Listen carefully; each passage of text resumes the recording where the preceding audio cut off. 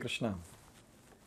So Krishna is sufficiently glorified, the confidential knowledge that he is going to give. Now, Krishna is going to elaborate on this particular topic, the confidential knowledge. And he's going to start with the topic that what is his relationship with this material world. So let's see this from shloka number 4 onwards. Maya tatam idam sarvam jagad avyaktamurtina matsthani sarvabhutani nachaham teshvavastitah. So here Krishna is saying, Maya avyakta murtina, by me, in my avyakta murtina, in my unmanifested form, idam tatam sarvam jagat, entire universe is pervaded. And then he says, Matsthani sarva bhutani, all beings are in me. Nachaham teshvavastitah, but I am not in them. So, a very nice shloka where Krishna is saying that I pervade in the entire universe. All beings are in me, but I am not in them. So it's almost like a riddle which Krishna is putting here. All glories to Srila Prabhupada, who has very wonderfully given description about these verses, wherein even such complicated verses we can understand it very, very easily. So let's try to understand this now. Why this word unmanifested is used?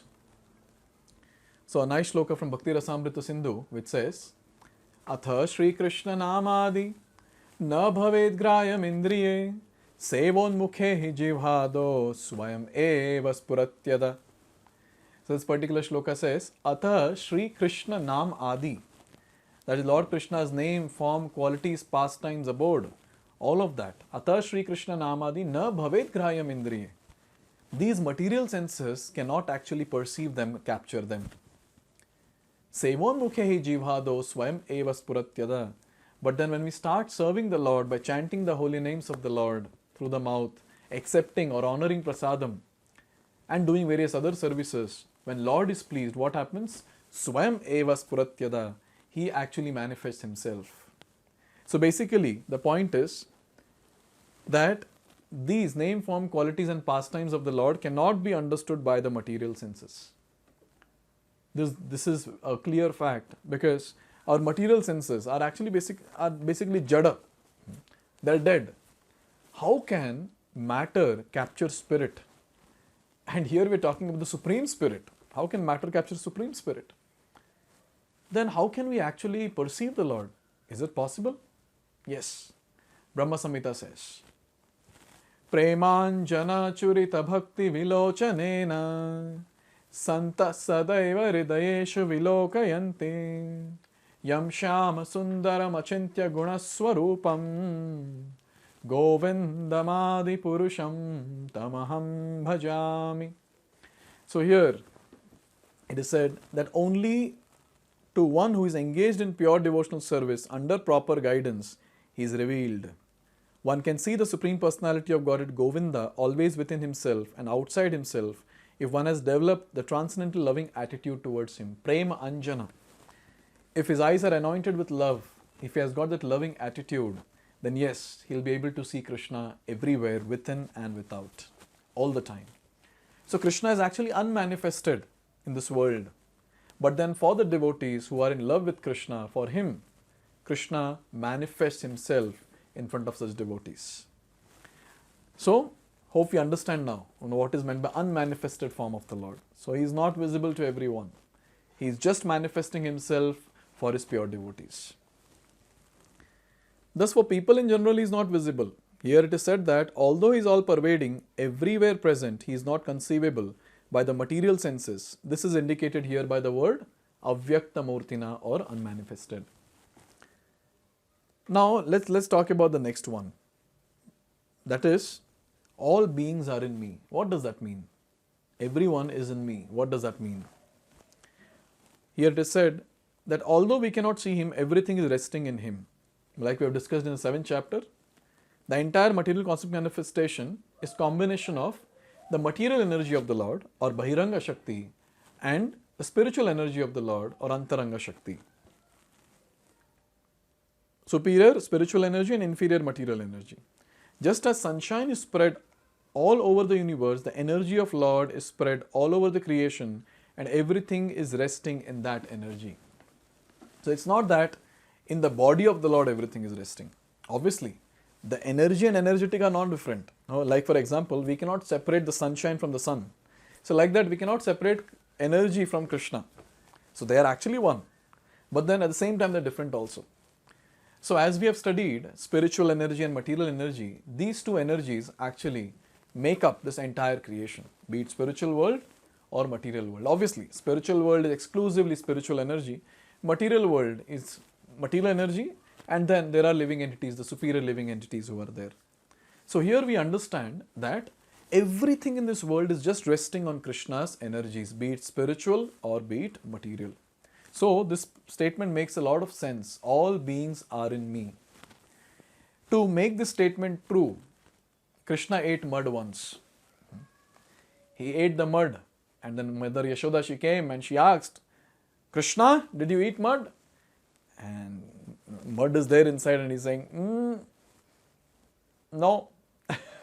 Then Mother Yashoda said, okay, open your mouth, I want to see. And now Krishna wanted to show that all these people who have complained that I have eaten mud, it's not only me, the entire Jagat, entire universe has eaten mud.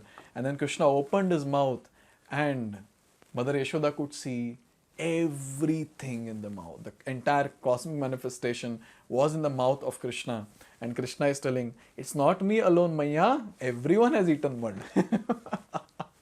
So here basically, Krishna is making a very, very strong point in Bhagavad Gita, but he proves that in a very, very sweet way in Krishna Leela, in his own pastime. So, all beings are in me. See? That's what he did. And then the next one, but I am not in them. What about this point? One should not conclude that because he spread all over, he has lost his personal existence. Sometimes people say that, oh, Krishna is everywhere, so it means he has no form. Why you people are worshipping the deities with a form? No, he doesn't have a form. Why? Because he's everywhere. So if we suppose we say, no, he has a form, then they'll ask, no, if he's everywhere, then how can he have a form? So he's called God. No, he can have a form and at the same time he can be everywhere. So he's God. He's not a mortal being like us, where okay, if I'm here, then I'm not in the other room. But for Krishna, he can be everywhere at the same time. A simple example is in Dwarka, when Krishna married 16,108 queens. He was personally present in each and every palace of 16,108 queens. Now someone might ask, how is it possible? It is possible because he is Krishna. But for me it is not possible because we are Baddha Jiva. We are stuck in the cycle of birth and death. For us nothing is possible. For Krishna everything is possible. So this faith should be there to understand that Krishna, even when he is present everywhere, he has a personal form. To refute such an argument, the Lord says, I am everywhere and everything is in me, but I am still aloof.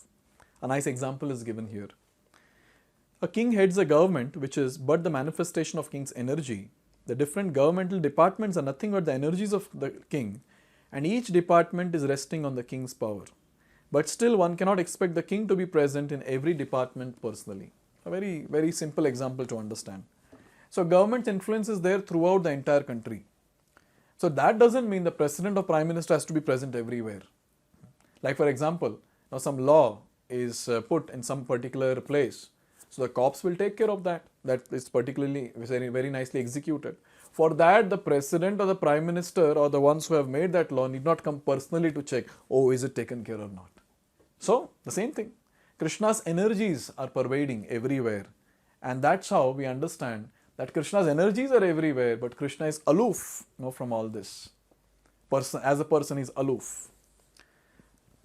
And so it is said here that similarly all manifestations that we see and everything that exists both in this material world and spiritual world are resting on the energy of Supreme Personality of Godhead. The creation takes place by the diffusion of his different energies, and as stated in Bhagavad Gita, Vishtabhyaham idam kritsnam, he is everywhere present by his personal representation, the diffusion of his different energies. So hope now this text becomes crystal clear by the mercy of Srila Prabhupada. So he is unmanifested.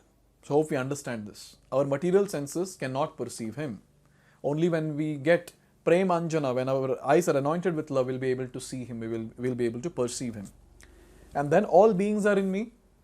So yes, everything in this world is sustained on Krishna's energies, and we understand energy and energetic cannot be separated, like fire and heat cannot be separated.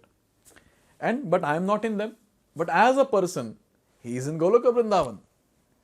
But his influence is everywhere, like the government official. He is there sitting at one place, but then the law which he has made has an influence everywhere in the country. So in this way, Krishna has made a statement here in shloka number 4. Now exactly opposite is going to speak in the next shloka, and let's try to understand that in the next video. Hare Krishna. Hare Krishna, Krishna